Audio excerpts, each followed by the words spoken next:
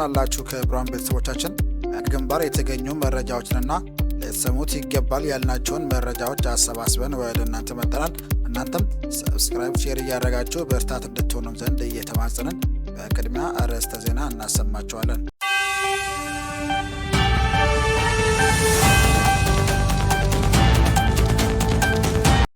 ምላስ እንጂ አእምሮ የሌለው አሸባሪው የክህደት አገዛዝ የትምህርት ቤት ወንበሮችና ሰሌዶችና ሌሎች ቁሳቁሶችን አቃጠለ። የ18 2018 ዓ.ም 33ኛው ክፍለ ጦር ህዝብ ግንኙነት መምሪያ ከረጅም ጊዜ ደጅ ጽናት በኋላ ከአማራ ፋኖ ብሔራዊ ኃይል ትምህርት ለማስጀመር አንጻራዊ ይሁንታ ያገኘው የብልጽግናው ስርዓት የትምህርት ቤት ወንበሮችን፣ መጽሐፍትን፣ ሰሌዶችና ሌሎች ቁሳቁሶችን አቃጥሎ ተመለሰ። አብራችሁ ስትቆዩ የምትሰሙት ይሆናል። በሶስት ግንባር በተካሄደው አውደ ውጊያ ጨፍጫፊ ቡድኖች ተጨፍጭፈዋል። የአማራ ፋኖ ብሔራዊ ኃይል ምዕራብ አማራ ቀጠና ቴዎድሮስ ዕዝ 105ኛ ኮር በ44ኛው ክፍለ ጦር በወሰደው እርምጃ ከአረመኔ ቡድን በባንጃ ወረዳ ሱርታ፣ ምርክታና ዣንክታ ተብሎ የሚጠራው አካባቢ ተጨፍጭፏል። በዝርዝር እንመለከተዋለን። የወጣቶች የአደንዛዥ ተጠቃሚነት ከጊዜ ወደ ጊዜ እየተጨመረ መምጣቱ ተነገረ። ይህንን ጉዳይ አሰናድተናል። ብርሃን አድማጮቻችን በድጋሚ ለዚህ ቻናል አዲስ የሆናችሁ ቤተሰቦች ሰብስክራይብ ማድረጉን እንዳትዘንጉ እያለን የግንባር መረጃዎች እንደተለቀቀ ወዲያውኑ እንዲደርሳችሁ ደወል ምልክቱን ተጫኑት እያለን በቀጥታ ወደ ዝርዝር መረጃ አቀናል።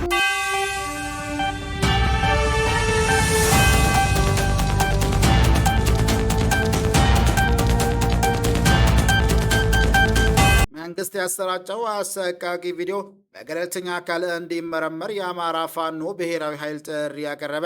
የ19 2018 ዓ.ም ከመንግስት እጅ እንደተገኘና እንደተሰራጨ የጠቅላይ ሚኒስትሩ አማካሪ ዳንኤል ክብረት ማረጋገጫ የሰጡበት አሰቃቂ ቪዲዮ በገለልተኛ አካል እንዲመረመር የአማራ ፋኖ ብሔራዊ ኃይል ጥሪ ያቀርቧል። ከሰሞኑ መነጋገሪያ የሆነው የአንድ ወጣት እጅ በመጥረቢያ ሲቆረጥ የሚያሳየው ጥቃት ገለልተኛ መርማሪ ቡድን ተቋቁሞ ምርመራ እንዲደረግ አማራ ፋኖ ብሔራዊ ኃይል ጠይቋል። የአማራ ፋኖ ብሔራዊ ኃይል ኮማንዶ በጉዳዩ ላይ ባወጣው መግለጫ ድርጊቱ በማንም ይፈጸም፣ በየትኛውም ቦታ ይደረግ፣ በሰው ልጆች ላይ ሁሉ ሊፈጸም የማይገባ አሳፋሪ ድርጊት ነው በማለት አውግዞታል። ድርጊቱን ያወገዘው የአማራ ፋኖ ብሔራዊ ኃይል በመሰል ድርጊቶች በእጅ አዙሪት በቀጥታና በፈጸሙት የሰው አካላትን መበለትና መደበኛ ተግባሩ ያደረገ ሰራዊት በአማራ ክልል ያሰማራው የብልጽግና መዋቅር አፈቀላጤዎች ይህንን አጋጣሚ በመጠቀም የፋኖ መዋቅርን እየከሰሱ ይገኛሉ ብሏል። ዓለም አቀፍ የጦር ሕግን አክብሮ የማረካቸውን የጠላት ሰራዊት አባላትን በፍጹም ሰብአዊነትን በተላበሰ መንገድ እያስተናገደ የሚገኝ የፋኖ ኃይል መሰል ድርጊቶችን እንደማይፈጽም የአማራ ፋኖ ብሔራዊ ኃይል ጠቁሟል። ይልቁንም የሚፈጽማቸው ወንጀሎች ሲጋለጡበት የደነገጠው የብልጽግና መሰል ነውረኛ ተግባራትን በስውር በማስፈጸምና በሚዲያ በማስተጋባት ህዝቡን ማደናገር የዘወትር ስልቱ መሆኑን ይታወቃል ሲልም አክሏል። መንግስት የፋኖ የህልውና ትግል ከህዝብ ለመነጠል በደህንነት መስሪያ ቤቱና ሌሎች የጥፋት መዋቅሮች አረመኔ ነፍሰ ገዳዮችን በማዘጋጀት በቡድኑ ሴቶችን መድፈርን ጨምሮ ከሰብአዊነት በወጣ መንገድ በመጥረቢያ የሰውን አካል በመቆራረጥ በአሰቃቂ ሁኔታ የሰው ልጆችን አንገት በስለት በማረድ ይህንንም በመቅረጽ የስም ማጥፋት ዘመቻ ከፍቷል ሲልም ፋኖ ብሔራዊ ኃይል ገልጸዋል። እጅ ከሰጠው የፋኖ አባል የአንድን ወጣት እጅ ሲቆርጥ የሚያሳየው ቪዲዮ ከመንግስት እጅ የወጣ የጠቅላይ ሚኒስትሩ አማካሪ ዳንኤል ክብረት አረጋግጠዋል። አማካሪው በይፋዊ ፌስቡክ ገጻቸው ባሰራጩት መረጃ ተይዘው የመጡት ስልኮች ብዙ ነገር እየነገሩን ነው በማለት መቼ እንደተፈጸመ ያልተረጋገጠውን ቪዲዮ በመንግስት መልቀቁን አሳብቋል። ዳንኤል አክለውም ከተያዙት መረጃዎች መካከል አንዳንዶቹ ይለቀቃሉ፣ አንዳንዶቹ ግን ለህዝብና ለሞራል ሲባል ይቀመጣሉም ብለዋል። ለጠቅላይ ሚኒስትሩ አማካሪ ገለጻ መንግስት ምንጫቸው በውል ያልተረጋገጠ ተመሳሳይ አሰቃቂ ቪዲዮችን እንደሚለቅ መናገራቸው ብዙዎች ጉዳዩ ለፖለቲካ ፕሮፓጋንዳ ይዘጋጅ ነው በሚል ጥያቄ እያነሱም ይገኛሉ። አማካሪው ይህ የግፍ ቪዲዮ በመለቀቁ ዛሬ ከሚንጫጩት ብዙዎቹ እነዚህ ስልኮች ውስጥ አሉ በማለት ቪዲዮን ሆን ተብሎ የፋኖ ኃይሎችን ለማጥቃት መለቀቁን አረጋግጠዋል። ዳንኤል መንግስት እንዳሰራጨው ማረጋገጫ የሰጡበት ቪዲዮ ለውንጀላ ቢጠቀሙበትም የፋኖ አባሉ እጅ ከሰጠ በኋላ ሆን ተብሎ የተፈጸመ ሊሆን እንደሚችል እየተገለጸም ይገኛል።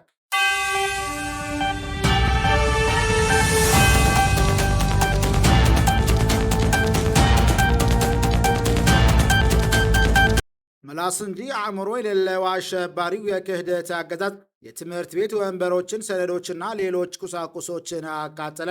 ኅዳር 18 2018 ዓ.ም 33ኛው ክፍለ ጦር ህዝብ ግንኙነት መምሪያ ከረጅም ጊዜ ደጅ ጽናት በኋላ ከአማራ ፋኖ ብሔራዊ ኃይል ትምህርት ለማስጀመር አንጻራዊ ይሁንታ ያገኘው የብልጽግና ስርዓት የትምህርት ቤት ወንበሮችን፣ መጽሐፍትን፣ ሰነዶችና ሌሎች ቁሳቁሶችን አቃጥሎ ተመለሰ።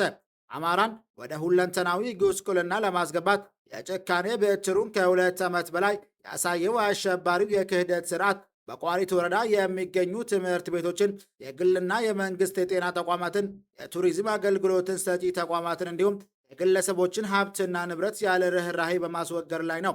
በዛሬው ዕለት ከቋሪት ወረዳ ገበዛ ማርያም ከተማ ወደ ጣቢያ ቀጠና በእርሶ የተመለሰው አረመኔው አገዛዝ በክበብ ሾለሜ ትምህርት መግባት መምህሮችን፣ መጽሐፍትን፣ ሰነዶችና ሌሎች ቁሳቁሶችን ሙሉ በሙሉ አቃጥሎ ተመልሷል። የተጨማሪም የትምህርት ማስረጃ እንዲሁም አጠቃላይ የትምህርት ቁሳቁሶችን ማቃጠላቸው ትምህርቱን ለማስጀመር አስቸጋሪ ያደርጓል። እዚህ ቀበሌ አቶ መልሰው እጅጉ የሚባል አርሶ አደር በማገት የግሉን የጦር መሳሪያ ሲዘርፉ ግለሰቡን ገርፈው ከመንገድ ጥለውት ሄዷል። ከአሁኑ በፊትም በገነት አቦ መስጉድ ትምህርት ቤት፣ በእሸቴ የመጀመሪያ ደረጃ ትምህርት ቤት፣ በገነት አቦ የመጀመሪያ ደረጃ ትምህርት ቤት፣ በብራይ የመጀመሪያ ደረጃ ትምህርት ቤት፣ በወይበኝ የመጀመሪያ ደረጃ ትምህርት ቤት፣ በበረዳማ የመጀመሪያ ደረጃ ትምህርት ቤት፣ በወይበኝ መሰናዶ ትምህርት ቤት፣ በወይበኝ ጤና ጣቢያ፣ በእሸቴ ጤና ጣቢያ፣ በገነት አቦ ጤና ጣቢያ፣ በገነት አቦ መሪ ማስረጃ ቤት፣ በወረዳው ተሽከርካሪዎች፣ በወረዳው ሁሉም ተቋማት በግል ድርጅትና በንጹሐን ቤት እየገባ ተመሳሳይ ውድመት መፈጸሙም የሚታወስ ነው።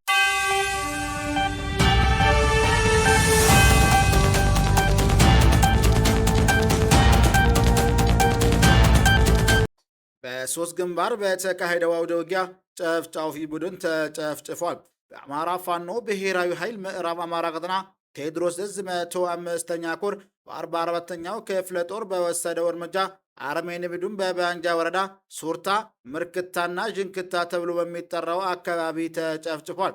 ጡት ምላስና ብልት ቆራጩ አረመኔው ኃይል በጠዋቱ ከሰከላ በመነሳት ወደ እንጅባር ዙ 23 ሞርተርና ድሽቃዎችን ጨምሮ ብዛት ያለውን ጥምር ኃይል በመያዝ ራሽን ለመቀባበል በሚል እየተንቀሳቀሰ በነበረበት ሰዓት ሱርታ ሚካኤል ላይ በ44ኛው ክፍለ ጦር በደፈጣ የተጀመረው ጥቃት ወደ መደበኛ አውደ ውጊያ ተሻግሮ ከጠዋት 4 ሰዓት እስከ ምሽቱ 5 ሰዓት ዘልቆ የጠላት ኃይል በቦምብ ጭምር ተጨፍጭፏል።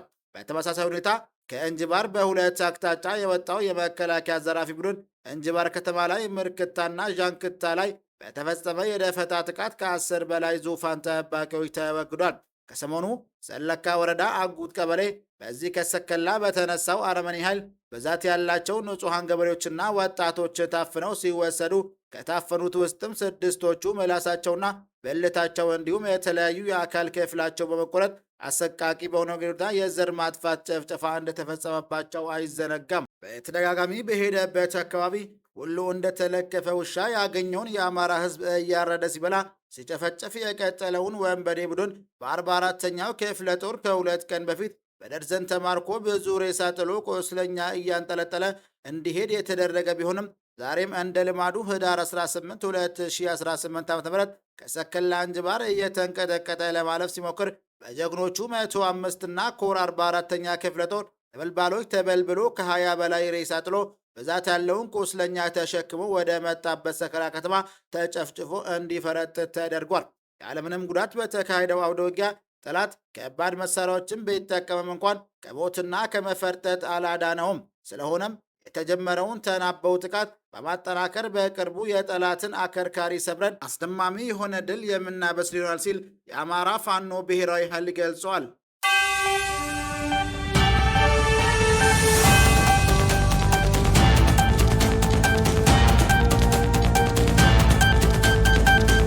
የወጣቶች የአደገኛ እጽ ተጠቃሚነት ከጊዜ ወደ ጊዜ እየጨመረ መምጣቱ ተነገረ። የወጣቶች የአደንዛዥ እጽ ተጠቃሚነትና ስርጭት ከጊዜ ወደ ጊዜ እየጨመረ መምጣቱ ተጠቁሟል። የተወልዶ ጤና አገልግሎት ሰጪ ድርጅቶች ማህበር ሲኦኤርኤችኤ ከሴቶችና ማህበራዊ ጉዳዮች ሚኒስቴር ከጤና ጥበቃ ሚኒስቴርና ከፕላን ኢንተርናሽናል የኢትዮጵያ ጋር በመተባበር የወጣቶች ስብዕና ልማት ማዕከላት ሁኔታ ላይ ያተኮረ የምክክር አውደ ጥናት አዘጋጅቷል። በማዕከላት ውስጥ የአደንዛዥ እጾችና አሉታዊ ልምዶችን ለመከላከል የሚደረጉ ፕሮግራሞች መኖራቸውና የተጠቃሚ ወጣቶች ቁጥር እያደገ መምጣቱ በበጎ ጎን ተነስቷል። ይሁን እንጂ ማዕከላቱ የወጣቶችን ፍላጎት ባማከለ መልኩ ዘመኑን የሚመጥንና ሁሉን አቀፍ አገልግሎት መስጠት እንዲችል በርካታ ስራዎችን መስራት እንደሚገባም ተጠቁመዋል። የሴቶችና ማህበራዊ ጉዳይ ሚኒስትር ዴኤታ ሙና አህመድ ለብስራት ሬዲዮ እንደተናገሩት በአዲስ አበባና በክልል ከተሞች የሚገኙ የስብዕና ማዕከላት የተለያዩ ስራዎችን ቢሰሩም የወጣቶችን ስብዕና በሚፈልገው መልኩ እየገነቡ አይደሉም። በኢትዮጵያ ከ3000 በላይ የወጣቶች ስብዕና ማዕከላት ቢኖርም 1545ቱ ብቻ ተገቢውን አገልግሎት እየሰጡ እንደሚገኙ አስረድቷል። በዚህ የተነሳ የሚፈልገውን የሚወጣት ስብዕና መቅረጽ እንዳልተቻለ ሚኒስትር ዴኤታ ገልጸው ለጉዳዩ መፍትሄ ለማምጣት በዘርፉ የተሰማሩትን ማዕከላት ከማዘውተሪያነት ወደ ስብዕና ማዕከላት ለማምጣት ሰፊ ስራ እየተሰራ እንደሚገኝም ተናግረዋል። ከብርሃን ቤተሰቦቻችን ለዛሬ ሊደርሳችሁ ይገባል ብለን ያሰባሰብንላችሁ መረጃዎች ይህን ይመስል ነበር። በሌላ መረጃ እስክንገናኝ መልካም ውሎ እንመኝላችኋለን።